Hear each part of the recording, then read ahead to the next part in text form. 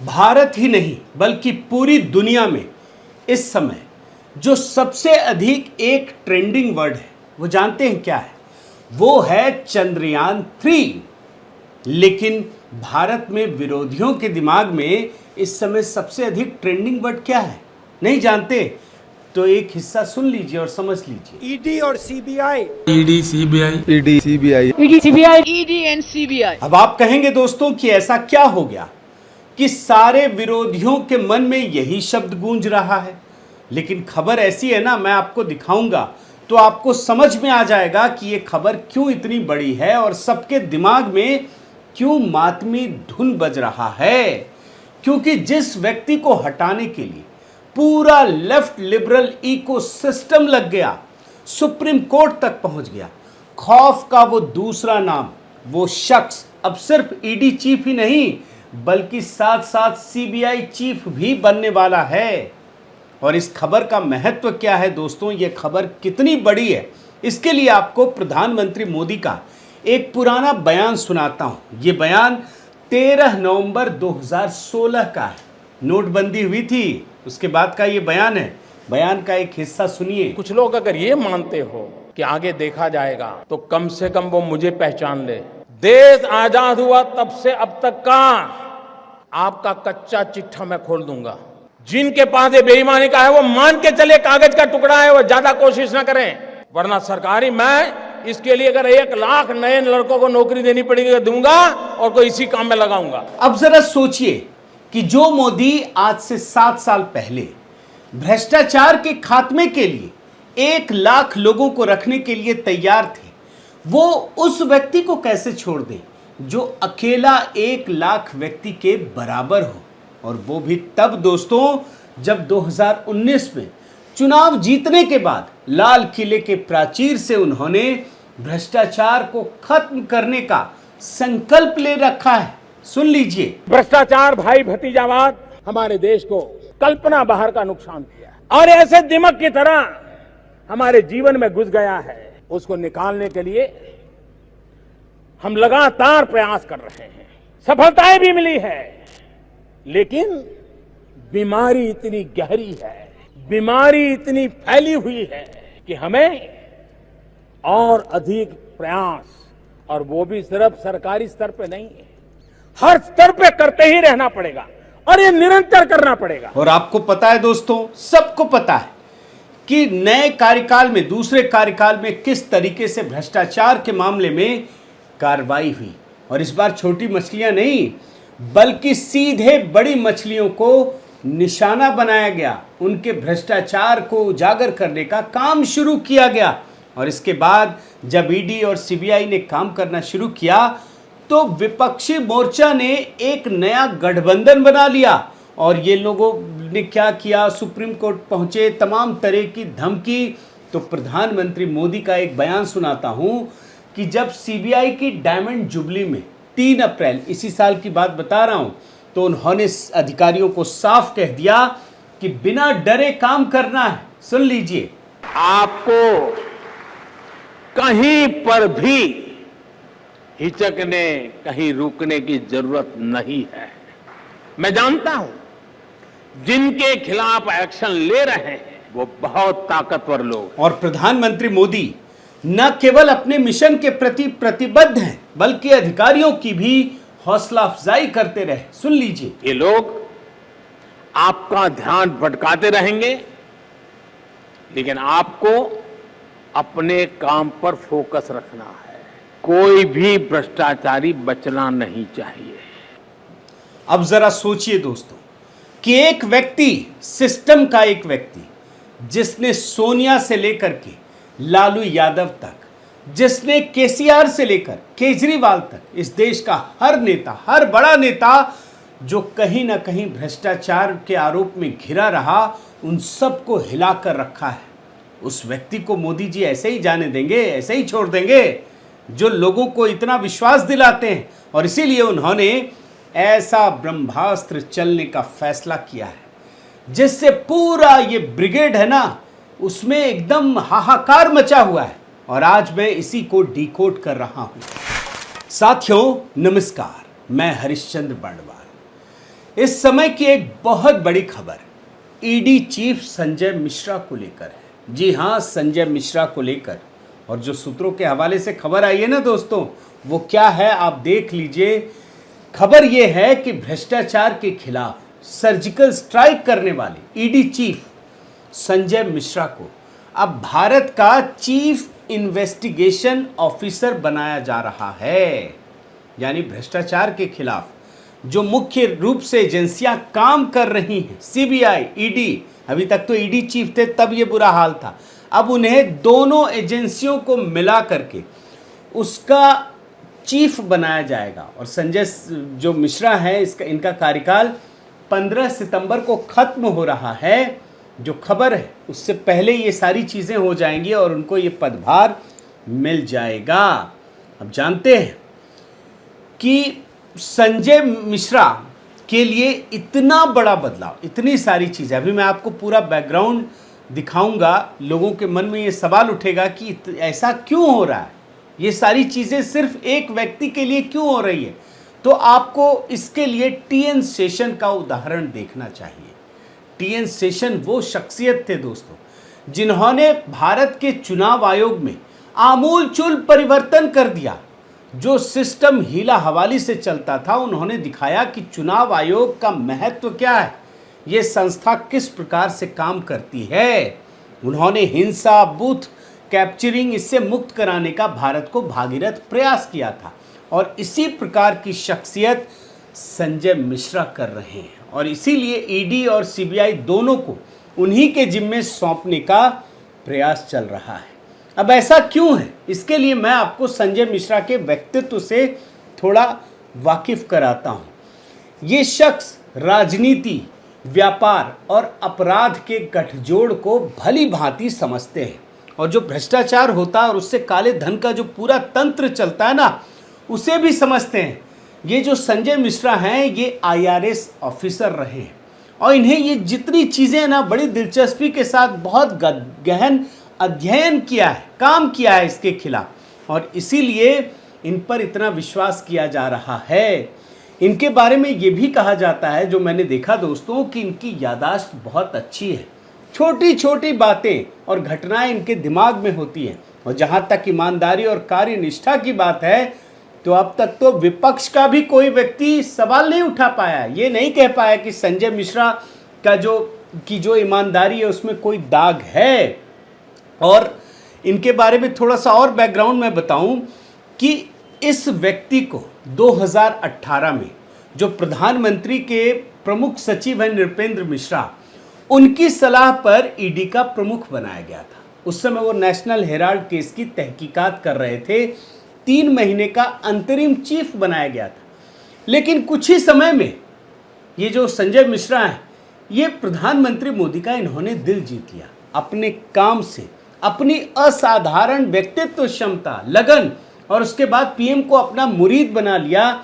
क्योंकि पीएम को जिस व्यक्ति की तलाश थी वो तो पूरी हो गई, तो फिर इन्हें ईडी प्रमुख ही बना दिया गया। अब देखिए, जब प्रधानमंत्री मोदी किसी को देते हैं ना मौका, तो फिर खुलकर देते हैं, रोक टोक नहीं करते। जब इन्होंने काम किया तो इन्हें पूरी आज़ादी दी और उसके बाद इनके काम करने की शैली को देखते हुए एक्सटेंशन भी दिया जाता रहा। 3 बार एक्सटेंशन दिया गया इनको कि ये इनका काम पूरा होता रहे। लेकिन जानते हैं ना, भ्रष्टाचार का दलदल इतना गहरा है कि कैसे कोई समाप्त कर दे। और इसीलिए मैंने 15 अगस्त का आपको भाषण सुनाया था। 3 बार एक्सटेंशन देने के बाद जितने लोग थे ना जो भ्रष्टाचार में फंसे हुए थे, उन्होंने मुहिम चला दी, पूरा सिस्टम बौखला गया। और फिर कॉमन कॉज, एक एनजीओ है, वो सुप्रीम कोर्ट पहुंच गया ईडी चीफ के खिलाफ कि भैया ये गैर कानूनी है। और उसके बाद आपको पता है दोस्तों कि सुप्रीम कोर्ट में क्या कुछ हुआ, वो मैं स्टोरी आपको दिखा चुका हूं। और सुप्रीम कोर्ट ने आखिरकार 15 सितंबर तक इन्हें पद पर बने रहने की छूट दी। यानी उनका जो कार्यकाल एक्सटेंशन के बाद नवंबर 2023 में ख़त्म हो रहा था, वो सुप्रीम कोर्ट के निर्देश के अनुसार 15 सितंबर तक ही बने रह सकते हैं। अब एक बात ये सोचिए दोस्तों कि प्रधानमंत्री मोदी की शैली के अनुरूप, उनके विजन के अनुरूप जो व्यक्ति भ्रष्टाचार और काले धन के खिलाफ इतना बड़ा अभियान चला रहा, उसे प्रधानमंत्री ऐसे ही तो नहीं जाने देंगे ना। लेकिन सुप्रीम कोर्ट का फैसला है, उस परिस्थिति में बनाए रखना भी संभव नहीं है। और इसीलिए प्रधानमंत्री ने, मोदी सरकार ने एक ऐसा फैसला किया जिसे मैं ब्रह्मास्त्र बता रहा हूं। मतलब इस फैसले के अनुसार देश में चीफ ऑफ डिफेंस स्टाफ की तरह chief investigation officer of India का पद बनाया जाएगा और संजय मिश्रा को भारत का पहला चीफ इन्वेस्टिगेशन ऑफिसर बनाने की तैयारी कर ली है। और जब ईडी की बात कर रहा हूं ना, सिस्टम की बात कर रहा हूं ना, तो प्रधानमंत्री काम कैसे करती है, ये सरकार कैसे काम करती है, ये भी आप समझ लीजिए। जिस ईडी के तंत्र को खड़ा किया गया है, जो इस समय सबसे बड़ी एजेंसी है, नोडल एजेंसी बन गई है भ्रष्टाचार के खिलाफ, उसमें ईडी के पास पहले से 4 गुना अधिक स्टाफ दिया गया है, बजट दिया गया है। साथ ही हर राज्य की राजधानियों में ईडी के जोनल कार्यालय बनाए गए हैं, सीबीआई की तरह खोले गए हैं। और ईडी सीबीआई जैसे तंत्र को मजबूत करने का परिणाम है दोस्तों कि 2014 से पहले जहां बैंक फ्रॉड के कुछ ही केस पकड़ में आते थे, धन की वापसी हो पाती थी, वहीं 2014 के बाद बैंक धोखाधड़ी के 515 मामले पकड़े गए हैं, 47,000 करोड़ रुपया बरामद किया गया है। और जब से संजय मिश्रा को ईडी का प्रमुख बनाया गया, आप देखिए 2018 से भ्रष्टाचार और काले धन के मामले में ईडी का ट्रैक रिकॉर्ड शानदार है। 2018 में जहां 195 मामले पकड़े गए थे, वहीं 2021-22 में ये बढ़कर 1180 हो गया। और प्रधानमंत्री मोदी ने संजय मिश्रा के कमांड में ईडी का जो तंत्र खड़ा किया, उसका भी असर दिख रहा। अब देखिए, देश में काले धन के खिलाफ छापेमारी की घटना में 2014 से पहले की तुलना में 27 गुना बढ़ोतरी हुई है। मैं आपको ईडी के कुछ और आंकड़े दिखाता हूं। लोग बोलते हैं ना कि ईडी पे इतना जो जोर है वो सिर्फ डराने के लिए, धमकाने के लिए, विपक्षियों को। कुछ हो कहाँ रहा है, किसी को जेल कहाँ हो रहा है, लेकिन ऐसा नहीं है दोस्तों। क्या हो रहा है, मैं एक आंकड़ा आपके सामने रखता हूं। यूपीए के 9 साल में, यानी जुलाई 2005 से 2014 तक 1867 केस दर्ज किए गए। तो मोदी सरकार में 8 साल, ये पिछले साल का आंकड़ा दे रहा हूं, अप्रैल 2014 से मार्च 2022 तक 3,555 केस दर्ज किए गए। कहां 1867 और कहां 3,555। इसी प्रकार यूपीए के 9 साल में जहां मनी लॉन्ड्रिंग के तहत सिर्फ 4,156 करोड़ रुपए की संपत्ति जब्त हुई, वहीं मोदी सरकार के दौरान 8 साल में 1 लाख करोड़ रुपए की संपत्ति जब्त हुई। सोच रहे हैं, उनके 9 साल में 4,156 करोड़ और अब 1 लाख करोड़ की संपत्ति जब्त हुई है। यह भी याद रखिए दोस्तों कि ईडी का तंत्र इस समय जिस प्रकार से काम कर रहा है, उसमें छोटी मछलियां तो आप भूल जाइए, अब सीधे बड़ी मछलियां हैं। जो परिवारवाद का प्रतीक है, उस पर सीधा प्रहार किया गया है। अब ये सबके बूते की बात नहीं होती है, ये भी आप समझ लीजिए। और जो ईडी चीफ काम कर रहा है, वो कितना बड़ा काम कर रहा है, उसमें नाम आप देखिए कि कैसे बड़ी बड़ी हस्तियां रडार पर हैं और फंसने वाली है। इसमें सोनिया गांधी, राहुल गांधी, रॉबर्ट वाड्रा, पी चिदम्बरम, हेमंत सोरेन, कितने मुख्यमंत्री हैं ये भी देखिए, डीके शिव कुमार, शरद पवार, अनिल देशमुख, नवाब मलिक, फारूक अब्दुल्ला, उमर अब्दुल्ला, महबूबा मुफ्ती, बालाजी सेंथिल, तेजस्वी यादव, लालू यादव, पार्थो चटर्जी, अभिषेक बनर्जी। कितने बड़े बड़े नाम हैं दोस्तों, आप समझिए। और पहले तो क्या हाल होता था, भ्रष्टाचार के मामले कोर्ट की वजह से, जितना कोर्ट में मामले चलते हैं वो तो धीमी गति से चलते हैं, लेकिन ईडी ने 2-3 साल में कितना सब कुछ बदल दिया है। आप सोचिए, पहले तो मामला शांत हो जाता था, लेकिन इस बार जब संजय मिश्रा को लंबे समय तक कमान देने की तैयारी कर ली है, इसका मतलब यह है कि अब हीला हवाली नहीं होगी, ये लेट लतीफ़ी नहीं होगी, बल्कि सारे मामलों को कोर्ट के दरवाजे पर खींच कर लाना है, सबूत लेकर आना है। और इसीलिए रॉबर्ट वाड्रा, जो अपनी गिरफ्तारी से बचने के लिए जमानत पर बैठे थे, उसके खिलाफ ईडी यानी संजय मिश्रा ने हाईकोर्ट में चुनौती दी इसकी सुनवाई 15 सितंबर को, आप देखते चले जाएंगे। उसी तरीके से झारखंड हाईकोर्ट ने लालू यादव को चारा घोटाले में सजा के बाद जमानत दे दी, वो भी सुप्रीम कोर्ट मामला पहुंचा और देख ही रहे हैं सब कुछ आप। दूसरी तरफ बंगाल में नौकरी घोटाले में ममता बनर्जी के भतीजे के सीधे हाथ होने के कारण ईडी उनके घर और ठिकानों पर छापेमारी कर चुकी है और लगातार चीजें चल रही हैं। ईडी अभिषेक बनर्जी और उनकी पत्नी को कोयला घोटाले में शामिल होने के सभी सबूत जुटा रही है। और अभी कुछ ही समय पहले की बात है, 2-3 दिन पहले की बात है, ईडी ने छत्तीसगढ़ के मुख्यमंत्री भूपेश बघेल के सलाहकार के घर और ठिकानों पर छापेमारी करके अवैध सट्टेबाजी के कारोबार का पर्दाफाश किया।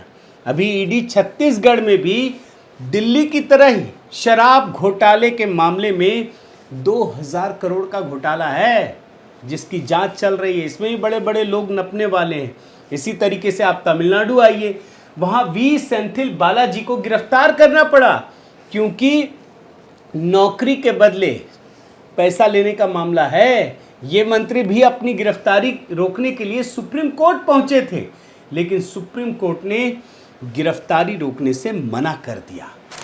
साथियों, कुल मिलाकर ये कहा जा सकता है कि भ्रष्टाचार का ये मामला इतना आसान नहीं है, छोटा नहीं है, बल्कि ये बहुत लंबा है। और प्रधानमंत्री मोदी खुद ये कहते हैं कि भ्रष्टाचार को खत्म करना है तो ऐसा नहीं कि एक आध कार्रवाई हुई और खत्म हो जाएगा, बल्कि ये नियमित रूप से होनी चाहिए। और दिमाग में इस बात को बसाना कि भ्रष्टाचार एक गलत चीज है, वरना यही देश है ना दोस्तों जहां भ्रष्टाचार भी करते हैं, सजा भी मिल जाती है और उसके बाद भी चुनाव जीत जाते हैं। यही तो है ना। तो लोगों की सोच बदलना, मतलब लोगों की सोच बदलने का मतलब ये हुआ कि लोग उस स्थिति में पहुंच गए जहां लगता है यार क्या होगा, कुछ हो ही नहीं सकता, कोई परिस्थिति बदल नहीं सकती। लेकिन प्रधानमंत्री मोदी ये दिखा रहे हैं कि परिस्थिति भी बदल सकती है और काम करने की शैली भी बदल सकती है। और इसीलिए आप संजय मिश्रा को एक व्यक्ति समझकर छोड़ मत दीजिए, बल्कि संजय मिश्रा एक प्रतीक है। जब प्रधानमंत्री मोदी इस देश के अधिकारियों से ये कहते हैं कि बिना डर, बिना किसी भय के आप काम कीजिए, तो इसका मतलब ये है कि वो उसके साथ खड़े हो जाते हैं। अगर कोई गलत चीज़ हो भी जाती है तो अपने ऊपर वो पूरा जिम्मेदारी लेते हैं, दूसरों पर नहीं छोड़ते। तो इसीलिए एक व्यक्ति जो ईमानदारी के साथ काम कर रहा है और वो अकेला बहुत लोगों के बराबर है, उसे कैसे छोड़ देंगे। तो संजय मिश्रा के केस को इसी संदर्भ में देखा जाना चाहिए।